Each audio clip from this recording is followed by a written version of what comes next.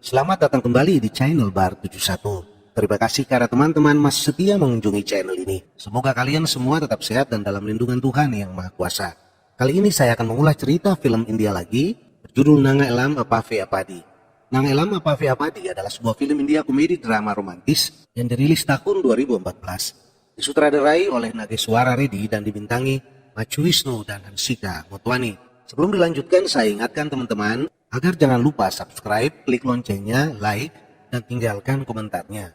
Bagi teman-teman yang ingin merequest film, dapat ditinggalkan di kolom komentar. Film ini mengisahkan tentang seorang pria yang menyamar dan terpaksa harus melakukan ritual semua agama demi menyatukan ibu dan pamannya yang telah terpisah karena ibunya kawin tanpa persetujuan pamannya dan berpindah agama. Karena itu pamannya marah dan telah menyangkal ibunya. Dia masuk ke rumah pamannya berpura-pura menjadi pendeta Hindu dan melakukan semua ritual agama Hindu, serta mencari cara untuk menyatukan ibu dan pamannya. Dia bertemu dengan seorang anak pamannya yang cantik dan jatuh cinta dengannya.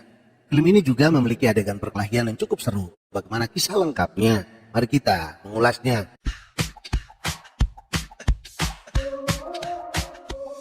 Awal film memperlihatkan situasi di depan pengadilan. Polisi sedang berjaga-jaga karena akan dilaksanakan persidangan sebuah kasus di mana melibatkan dua orang pria yang memiliki pengaruh di kota itu. Pria pertama adalah Vera Pandian. Orang-orang yang mendukungnya terus berteriak memberi semangat, dan pria yang kedua adalah Barsah Bai. Pendukungnya juga terus berteriak memberikan dukungan kepadanya. Mereka berdua turun dari mobil mereka dan terlihat ada pandangan saling benci di mata mereka. Mereka masing-masing juga memiliki saudara-saudara kandung yang selalu mendampingi dan mendukung mereka. Mereka saling bermusuhan, penyebabnya adalah Saraswati. Terlihat seorang wanita keluar dari mobil.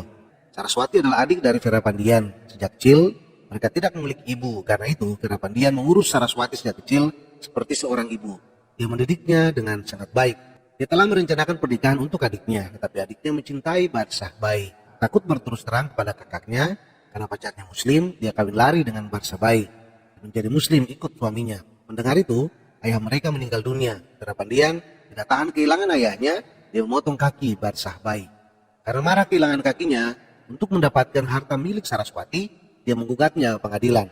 Karena itu, di antara kedua keluarga selalu terjadi permusuhan. Setelah 20 tahun, pengadilan memberi keputusan dan mendukung Barsah Bai. Harta keluarga milik Saraswati akhirnya menjadi milik mereka. Permusuhan mereka menjadi lebih tajam. Terlihat seorang pemuda selesai memimpin sebuah ritual dan akan pulang.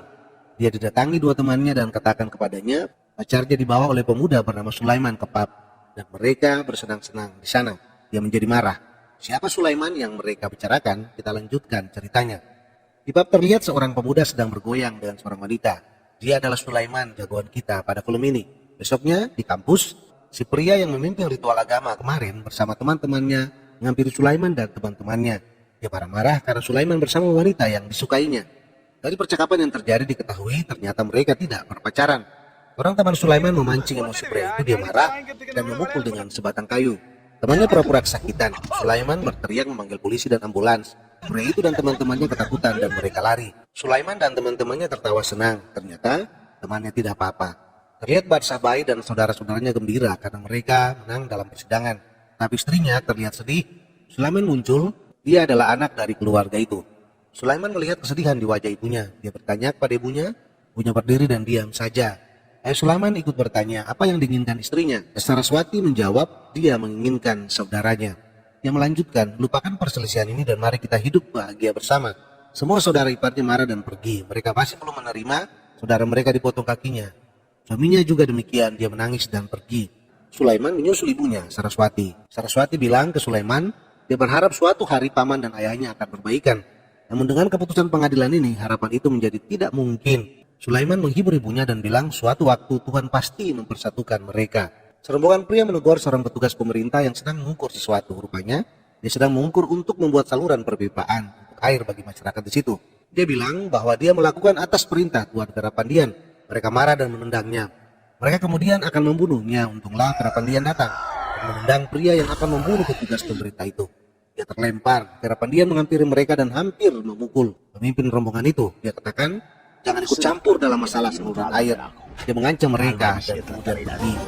Setelah Vera Pandian pergi, barulah pria itu bergumam, saya akan melihat bagaimana Anda akan membangun saluran ini. Di rumahnya terlihat Vera Pandian marah-marah. Diketahui bahwa yang menghambat pembangunan saluran itu adalah Sakra Pandi.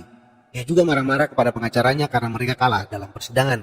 Seorang tetua di situ menyarankan agar untuk menghilangkan hal-hal buruk dalam rumah ini, mereka harus melakukan ritual bernama Mahacandi Yagam.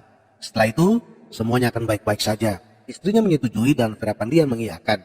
Ketua itu senang karena berpikir dia akan mendapatkan bonus karena itu. Veerapandiyan memanggil seorang pekerjanya yang bernama Pandiyaraj. Dan Pandiyaraj menyarankan untuk melakukan yagam mereka memerlukan pendeta yang baik, yang memahami kitab suci dengan benar. Dia bilang dia akan menemukan orang seperti itu. Veerapandiyan setuju. Dia menyuruh Pandiyaraj untuk mencari pendetanya. Pandiyaraj menelpon seorang pendeta dan meminta kesediaan untuk memimpin ritual tersebut. Sayangnya pendeta itu sedang berada di Nepal, memimpin upacara yang dilakukan Menteri Nepal. Dia bilang tidak usah khawatir, karena anaknya Krishna Satri bisa melakukan semuanya. Dia infokan tempat kuliah anaknya agar Pandiyaraj bisa pergi dan bertemu dengan anaknya Krishna Satri. Krishna Satri malah ketakutan karena berpikir yang datang adalah intel polisi untuk menangkapnya atas kejadian pemukulan kemarin. Dia berbohong dan bilang agar Pandiyaraj pergi ke blok C dan berteriak Sulaiman, maka Krishna Satri akan datang. Dia bertanya mengapa, jawab Krishna, dia alergi terhadap ritual dan pemujaan. Karena itu, dia mengganti namanya menjadi Sulaiman. Pandiyaraj percaya dan pergi. Dia berteriak keras dengan memanggil nama Sulaiman. Sulaiman datang. Pandi memberikan salam dengan mengatakan, salam Tuan Krishna Sastri. Sulaiman menjadi heran dan bilang dia bukan Krishna Sastri. Tapi Pandi tetap berkeras dan meminta dia untuk melakukan ritual. Saat dia akan pergi, Pandi bilang ritual dilakukan di rumah Tuan Veerapandiyan. Mendengar nama pamannya, Sulaiman berbalik. Saat Sulaiman berbalik, yang ada di pikiran Pandi, Sulaiman berbalik karena Veerapandiyan orang kaya. Karena itu dia akan memberikan bayaran yang tinggi. Sulaiman kemudian mengaku bahwa dia adalah Krishna Satri dan dia akan melakukan ritual. Pandi senang dan berterima kasih. Dia bilang akan memberitahu tanggalnya dan dia pun pergi. Sulaiman bilang ke temannya ini kesempatan untuk memenuhi harapan ibunya. Dia pulang dan berbohong kepada ayah dan ibunya dia akan pergi ke akademi olahraga untuk beberapa hari. Ayahnya setuju, dia kemudian mencari kelompok pendeta yang biasanya melakukan yagam untuk bersama-sama dengan dia. Bagaimana kemudian lanjutan cerita ini? Sulaiman adalah seorang muslim tetapi akan melakukan upacara yagam, ritual dari agama lain. Apakah dia akan berhasil? Simak terus kelanjutan cerita ini. Sementara itu di rumah Veerapandiyan, seorang wanita berlari masuk rumah sambil menangis. Rupanya saat dia di pasar, ada seorang pria berusaha untuk memperkosanya. Dia lolos dan berlari pulang.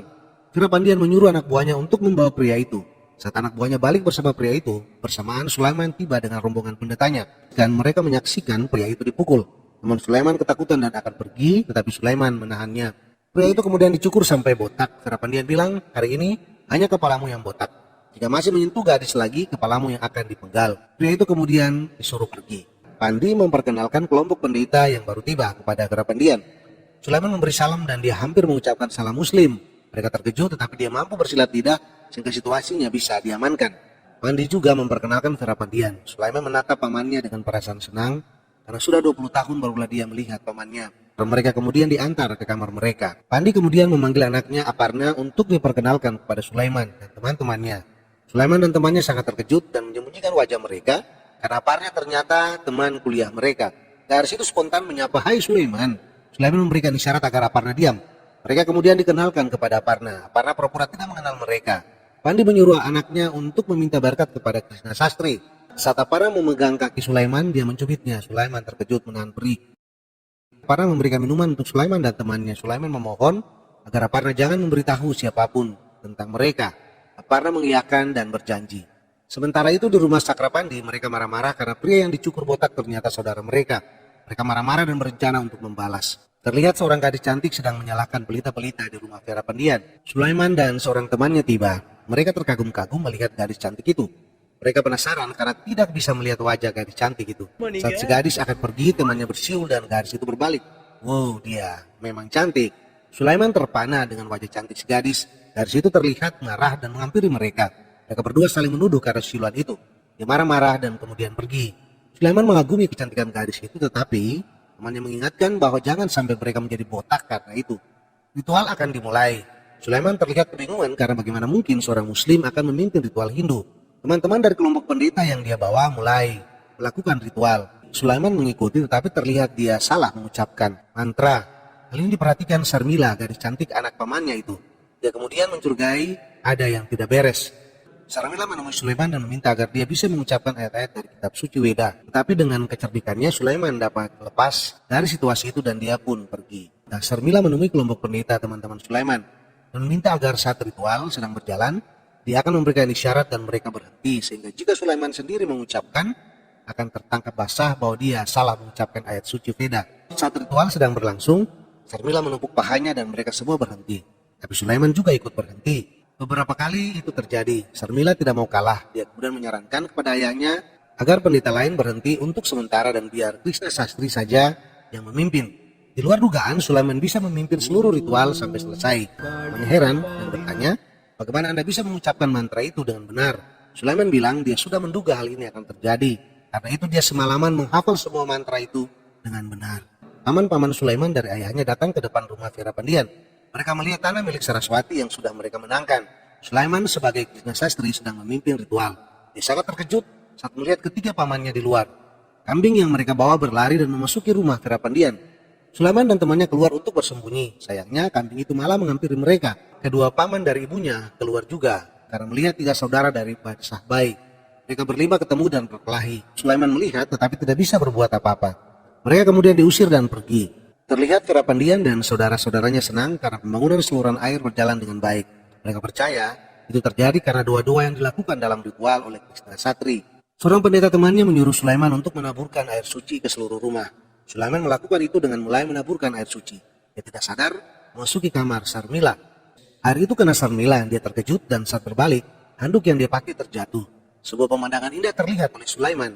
Sarmila juga terkejut melihat Sulaiman. Dia memandang wajah Sulaiman tanpa sadar, handuknya terlepas. Sulaiman terkejut karena itu, barulah Sarmila juga tersadar dan berteriak. Tapi Sulaiman mengingatkan agar dia memakai handuknya. Sarmila marah-marah dan menyuruh Sulaiman keluar, tapi dia berbalik dan bilang, "Nona, ini untuk pertama kalinya saya melihat. Akankah sesuatu terjadi pada saya?"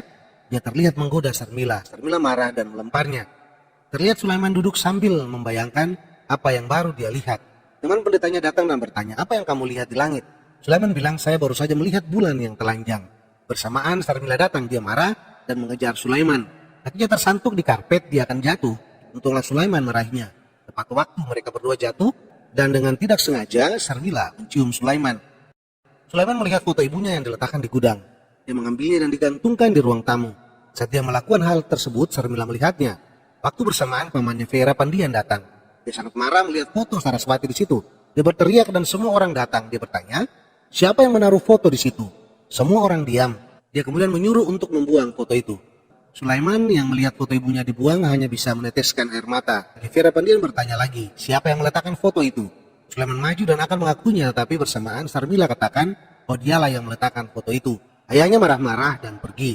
Temannya bertanya kepada Sulaiman, "Apa yang kamu pikirkan?" Sulaiman bilang, "Ibunya menyayangi mereka semua, mengapa mereka sangat membenci ibuku?" Keyakinannya bahwa dua keluarga ini akan bersatu kelihatannya tidak akan terjadi. Saat Sulaiman berdiri dan akan pergi, dia berpapasan dengan Sarmila. Sarmila bertanya, "Mengapa kamu menggantung foto itu?" Sulaiman bilang, "Jika foto bibimu terus disimpan di situ, itu tidak baik bagi rumah ini," dan dia pergi. Sarmila menatap kepergian Sulaiman dengan senyum. Sepertinya dia mulai menyukai Sulaiman. Krishna Sastri asli menerima telepon dari ayahnya. Ayahnya bertanya tentang ritual yang dilaksanakan di rumah Veerapandian. Dia menjawab bahwa dia tidak melakukan ritual apapun. Ayahnya kemudian menelpon Pandya Raj dan bertanya, "Apakah anak saya melakukan ritual dengan baik?" Pandi menjawab bahwa anaknya melakukan ritual dengan baik. Sang pendeta kemudian mencurigai bahwa anaknya mungkin menyembunyikan pembayarannya untuk dirinya sendiri. Karena itu dia berbohong. Ayah Krishna Sastri menyuruh agar pembayaran jangan diberikan kepada anaknya tapi langsung kepada istrinya. Pandya Raj kemudian ke rumah Krishna Sastri untuk menyerahkan uangnya. Dia melihat foto Krishna Sastri, dia bertanya, dan akhirnya dia tahu bahwa yang ada di rumah Veerapandian itu bukan Krishna Sastri, tapi Sulaiman. Dia menjadi ketakutan. Karena ketakutan, dia kemudian berjanji bahwa sampai dengan upacara ini selesai, Sulaiman tetap menjadi Krishna Sastri. Dia tiba kembali ke rumah dan melihat Sulaiman sedang memimpin upacara. Semua orang memuji bahwa dia memimpin upacara dengan sangat baik. Paman-pamannya yang kecewa karena dipukul kemudian menyewa orang untuk menyerang keluarga Veerapandian. Mereka sedang menunggu untuk menyerang, tetapi tiba-tiba ada sekelompok orang malah menyerang dengan membabi buta. Mereka menggunakan pakaian macan. Saat seorang pamannya hampir terbunuh, Sulaiman datang dan mengajar mereka. Paman-pamannya dari ayahnya yang bersembunyi di semak-semak sangat terkejut. Mereka bilang, "Dia terlihat seperti Sulaiman kita." Sulaiman kemudian memukul dan menendang mereka satu persatu. Paman Sarmila melihat paman-pamannya Sulaiman yang sedang bersembunyi. Mereka pun lari. Dia kemudian berpikir bahwa yang menyerang mereka atas suruhan dari ayah Sulaiman. Sarmila disuruh pamannya untuk lari, tetapi dia dikejar para penyerang mereka. Dia berteriak meminta bantu Krishna Sastri. Sulaiman datang dan menyelamatkan Sarmila. Dia menghajar mereka semua.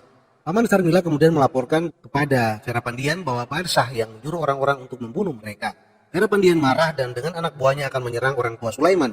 Sulaiman menghalangi dan memberikan saran agar selama pelaksanaan upacara ritual jangan ada pertumpahan darah. Apa yang dibilang Sulaiman dikuatkan Ibu Sarmila. Akhirnya mereka mendengarkan dan perang pun dapat dihindari. Sementara itu, Sakrapandi memarahi anak buahnya yang gagal menyerang keluarga Sarmila. Mereka tetap mencari cara untuk membunuh keluarga Sarmila dan menculik Sarmila. Terlihat paman-paman Sulaiman datang sembunyi-sembunyi ke rumah Verapandian. Mereka tentu ingin bertemu dengan Sulaiman dan memastikan bahwa itu adalah Sulaiman. Mereka memanggil nama Sulaiman. Dia berbalik dan melihat paman-pamannya. Dia terkejut dan menutup wajahnya. Dia lari dan dikejar ketiga pamannya. Mereka akhirnya bisa menghentikan Sulaiman dan bertanya mengapa Sulaiman ada di sini. Dia kemudian mencari dalih dengan berbagai alasan dan paman-pamannya percaya. Pembicaraan mereka didengar oleh Pandi. Paman-pamannya mengingatkan agar dia jangan lupa sholat. Dia bilang dia selalu sholat 5 waktu. Terdengar suara adzan dan Sulaiman masuk kamar untuk sholat. Saat Sulaiman sholat, terlihat oleh seorang tetua bernama Sarman. Dia pergi dan akan melapor kepada Verapandian. Sementara itu Sarmila yang sedang kasmaran, dia menemui ayahnya dan akan memberitahu sesuatu kepada ayahnya. Saat bersamaan muncul Sarman. Sarman bilang kita tertipu. Untuk melakukan ritual, Pandi Yaraj membawa Krishna Sastri. Dia bukan seorang Brahmana, tapi seorang Muslim. Verapandian tidak percaya. Sarman meminta mereka untuk pergi dan membuktikannya. Rumah itu menjadi gempar. Semua orang pergi untuk membuktikannya. Pandi Yaraj gemetaran karena mereka ketahuan. Apakah yang akan terjadi? Nonton terus video ini. Saat mereka tiba, terlihat Sulaiman sedang sholat. Mereka semua berdiri dan menunggu Sulaiman menyelesaikan sholatnya. Ini membuktikan, walaupun dalam keadaan marah, mereka tetap menghargai ibadah agama lain. Cerdasnya Sulaiman, dia juga telah menyiapkan salib dan sebuah Alkitab. Dia keluarkan salib dan Alkitabnya, kemudian seperti melakukan ritual agama Kristen. Mulutnya kumat kamit sambil membaca Alkitab. Mereka makin terkejut dan heran melihat apa yang dilakukan Sulaiman. Sarman kemudian berucap, dia bukan Hindu atau Muslim, dia Kristen. Sarman kena tampar. Verapandian berkata, Krishna Sastri apa perlunya berdoa agama lain? Sulaiman bilang, untuk kesejahteraan semua keluarga saya melakukan ritual seperti ini. Saya melakukan nama sebagai seorang Muslim, saya berdoa sebagai seorang Kristen. Jika Anda merasa itu salah, saya minta maaf. Jika Anda pikir ini tidak ada artinya, silakan dilupakan. Verapandian bilang, Krishna Sastri, saya menyukai ide Anda untuk menghormati semua agama. Tapi kamu sudah datang ke sini untuk Candi Agam. Lakukan itu dengan segala kemurnian. Mereka pun bubar. Terjadi masalah baru. Anak perempuan Pandi Yaraj, Aparna menyatakan cintanya kepada Sulaiman. Sulaiman minta waktu 2 hari untuk menjawab. Aparna mengancam jika Sulaiman mengatakan tidak, dia akan membuka semua rahasia mereka. Terlihat Sarmila dan Aparna sedang mengobrol di kamar Sarmila. Masing-masing menanyakan pria yang mereka sukai. Masing-masing saling merahasiakan. Dalam situasi ini terjadi sebuah cerita. Sarmila akhirnya menyatakan bahwa dia menyukai Krishna Sastri dan hanya akan menikah dengannya. Aparna akhirnya mengalah. Saat Sulaiman dan Sarmila berada di pasar, Sulaiman melihat seorang laki-laki dari penyerang mereka yang memakai pakaian harimau. Dia kemudian mengejar laki-laki itu. Dia masuk ke suatu tempat di mana semua yang berada di situ adalah teman-teman pria itu. Pria itu menyuruh teman-temannya untuk membunuh Sulaiman. Mereka kemudian menyerang Sulaiman. Seorang pria besar dan hitam dengan goloknya akan menebas Sulaiman. Sekali pukul, pria itu jatuh terlentang. Jadi perkelahian, tapi seperti biasanya, jagoan kita berhasil mengalahkan mereka satu persatu. Pria yang dikejar tadi kabur dari tempat itu. Sulaiman mengambil rantai, melemparkan, dan rantai itu menjerat leher pria tersebut. Singkat cerita, Sulaiman membawa pria tersebut ke rumah Verapandian. Verapandian akan membunuh pria itu. Dia memeluk kaki Verapandian dan mengatakan bahwa dia disuruh Sakrapandi. Akhirnya Verapandian tahu yang menyerang keluarganya bukan Barsabai ayah Sulaiman, tapi Sakrapandi. Sakrapandi berencana menculik Sarmila untuk dinikahkan dengan anaknya. Dia melepaskan pria itu untuk menyampaikan ancamannya kepada Sakrapandi. Verapandian kemudian merencanakan pernikahan bagi Sarmila. Mengetahui hal itu, Sarmila akhirnya berterus terang bahwa dia mencintai Krishna Sastri. Ibunya marah dan menamparnya. Sarmila terus berbicara meyakinkan orang tuanya. Akhirnya mereka menyetujui cintanya. Verapandian kemudian menyuruh adiknya Deva menemui orang tua Krishna Sastri. Pandi kembali panik karena dia sudah tahu semua tentang Sulaiman. Singkat cerita, Paman Sarmila pergi ke rumah Krishna Sastri. Dengan segala cara dan mengorbankan sedikit uang, akhirnya Sulaiman dan temannya berada di rumah Krishna Sastri, menunggu Paman Sarmila. Pandi terkejut melihat Sulaiman dan temannya ada di situ. Paman Sarmila menyampaikan maksud mereka. Bu Krishna Sastri setuju tentang pernikahan itu. Mereka pun pulang. Sulaiman marah-marah dan menampar Sarmila.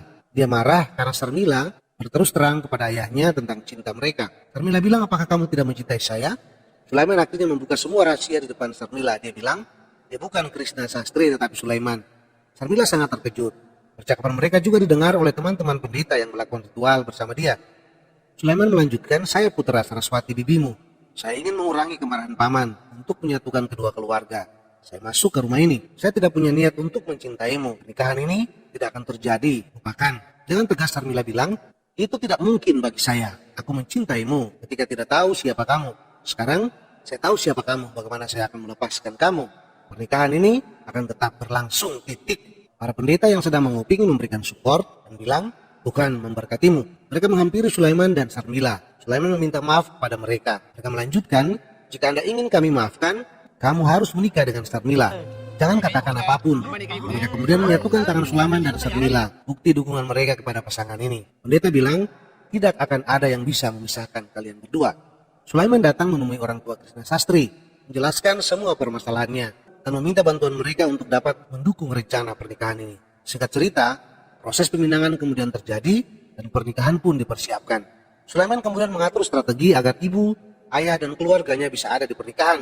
Akhirnya Verapandian menyuruh adiknya untuk pergi dan mengundang Saraswati. Saat mereka tiba, terjadi ketegangan di awal. Namun karena wanita yang maju duluan, suasana lebih dingin. Mereka meminta untuk bertemu Saraswati.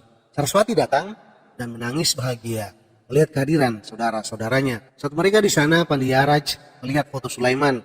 Dengan segera dia pergi dan berdiri menutup foto itu dari pandangan mereka. Suasana di rumah itu terlihat penuh dengan cinta dan kasih sayang persaudaraan. Sebesar apapun kemarahan dan kebencian dalam hati kita, cinta akan mengalahkan segala-galanya. Parsabai juga menyatakan bahwa demi keponakannya dia akan hadir dalam acara pernikahan itu. Semua orang terlihat senang karena itu. Teman Sulaiman menyampaikan kekhawatirannya bahwa akan terjadi perkelahian besar saat kedua keluarga ini bertemu dan terbongkarnya rahasia yang mereka sembunyikan. Sulaiman bilang, saya siap untuk pernikahan juga. Kematian. Sulaiman kemudian menelpon Sakrapandi memberitahukan rencana pernikahan itu. Memanas-manasi Sakrapandi, dia bilang, Verapandian akan membawa anaknya berdoa di kuil. Dewa Siwa datang dan menculiknya. Terlihat keluarga Sarmila sedang berdoa di kuil. Sakrapandi dengan anak buahnya tiba.